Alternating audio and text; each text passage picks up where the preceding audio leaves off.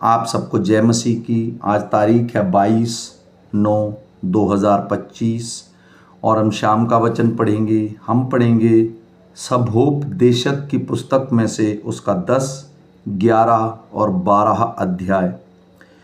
मरी हुई मक्खियों के कारण गंधी का तेल सड़ने और बसाने लगता है और थोड़ी सी मूर्खता बुद्धि और प्रतिष्ठा को घटा देती है। बुद्धिमान का मन उचित बात की ओर रहता है, परंतु मूर्ख का मन उसके विपरीत रहता है। वरन जब मूर्ख मार्ग पर चलता है तब उसकी समझ काम नहीं देती और वह सबसे कहता है, मैं मूर्ख हूँ।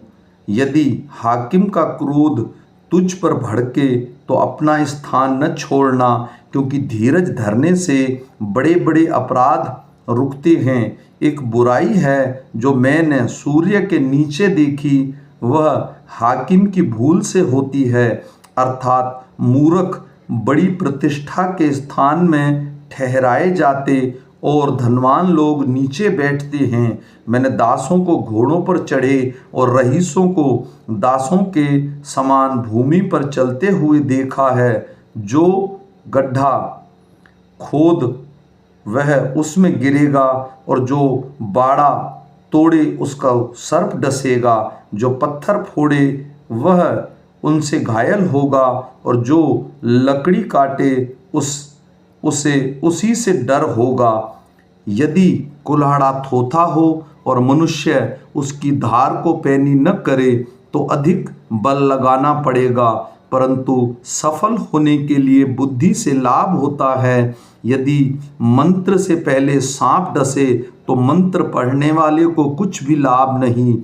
बुद्धिमान के वचनों के कारण अनुग्रह होता है, परंतु मूर्ख अपने वचनों के द्वारा नष्ट होते हैं। उसकी बात का आरंभ मूर्ख का और उसका अंत दुखदाई बावलापन होता है। मूर्ख बहुत बातें बढ़ाकर बोलता है, तो भी कोई मनुष्य नहीं जानता कि क्या होगा, और कौन बता सकता है कि उसके बाद क्या होने वाला है। मूर्ख को परिश्रम से थकावट ही होती है, यहाँ तक कि वह नहीं जानता कि नगर कैसे जाए।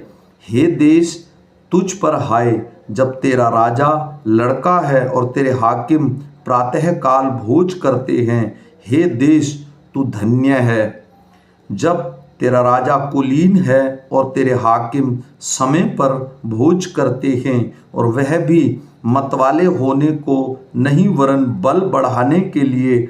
आलस्य के कारण छत की कड़ियाँ दब जाती हैं और हाथों की सुस्ती से घर चूता है। भोज हंसी खुशी के लिए किया जाता है और दाख मधु से जीवन को आनंद मिलता है और रुपयों से सब कुछ प्राप्त होता है।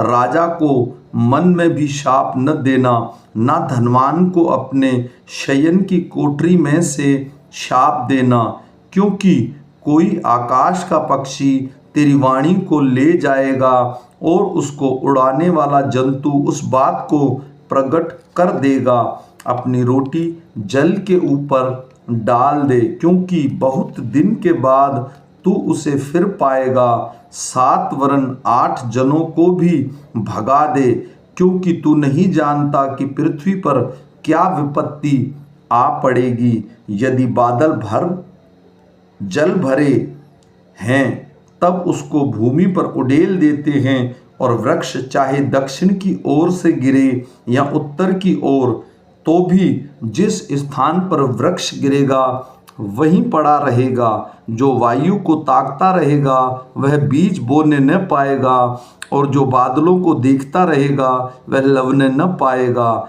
जैसा तू वायु के चलने का मार्ग नहीं जानता और किसी रीति से गर्भवती के पेट में हड्डियां बढ़ती हैं, वैसे ही तो परमेश्वर का काम नहीं जानता, जो सब कुछ करता है। भोर को अपना बीज बो और सांझ को भी अपना हाथ न रोक, क्योंकि तू नहीं जानता कि कौन सफल होगा या नहीं। या दोनों के दोनों अच्छे निकलेंगे। उजियाला मन भावना होता है और धूप के देखने से आँखों को सुख होता है। यदि मनुष्य बहुत वर्ष जीवित रहे तो उन सबों में आनंदित रहे, परंतु यह स्मरण रखे कि अंधियारे के दिन भी बहुत होंगे। जो कुछ होता है वह व्यर्थ है। हे जवान, अपनी जवानी में आनंद कर और अपनी जवानी के दिनों में मगन रहे। अपनी मनमानी कर और अपनी आँखों की दृष्टि के अनुसार चल, परंतु यह जान रख कि इन सब बातों के विषय परमेश्वर तेरा न्याय करेगा। अपने मन से खेद और अपनी देह से दुख दूर कर, क्योंकि लड़कपन और जवानी दोनों व्यर्थ हैं। अपनी जवानी के दिनों में अपने सृजनहार को स्मरण रख, इससे पहले कि विपत्ति के दिन और वे वर्ष आएं जिनमें तू कहे कि मेरा मन इनमें नहीं लगता। इससे पहले कि सूर्य और प्रकाश और चंद्रमा और तारागण अंधेरे हो जाएं और वर्षा होने के बाद बादल फिर घिर आए, उस समय के पहरुए कांपेंगे और बलवंत झुक जाएंगे और पीसनहारियां थोड़ी रहने के बाद काम छोड़ देंगी। आँख झरोखों में से देखने वाली अंधी हो जाएंगी और सड़कों की ओर से किवाड़ बंद होंगे और चक्की पीसने का शब्द धीमा होगा और तड़के चिड़िया बोलते ही एक उठ जाएगा और सब गाने वालियों का शब्द धीमा हो जाएगा।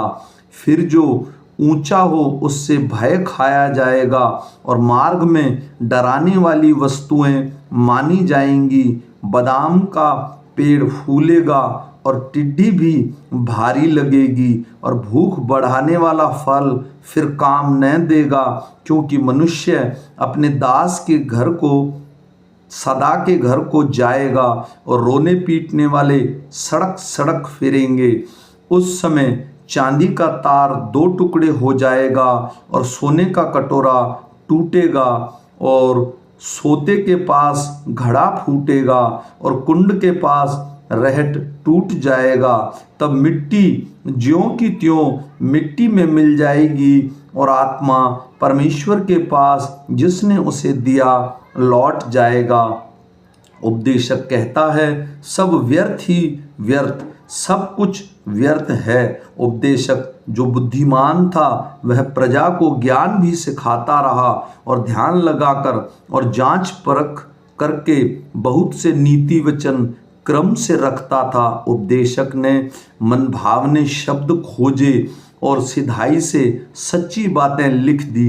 बुद्धिमानों के वचन अंकुश के समान होते हैं और सभाओं के प्रधान के वचन गड़ी हुई कीलों के समान हैं, क्योंकि एक ही चरवाहे की ओर से मिलते हैं। हे मेरे पुत्र, इन्हीं से चौकसी सीख। बहुत पुस्तकों की रचना का अंत नहीं होता और बहुत पढ़ना देह को थका देता है। सब कुछ सुना गया, अंत का समय यह बात यह है कि परमेश्वर का भय मान और उसकी आज्ञाओं का पालन कर, क्योंकि मनुष्य का संपूर्ण कर्तव्य यही है। क्योंकि परमेश्वर सब कामों और सब गुप्त बातों का, चाहे वे भली हो या बुरी, न्याय करेगा। आमीन।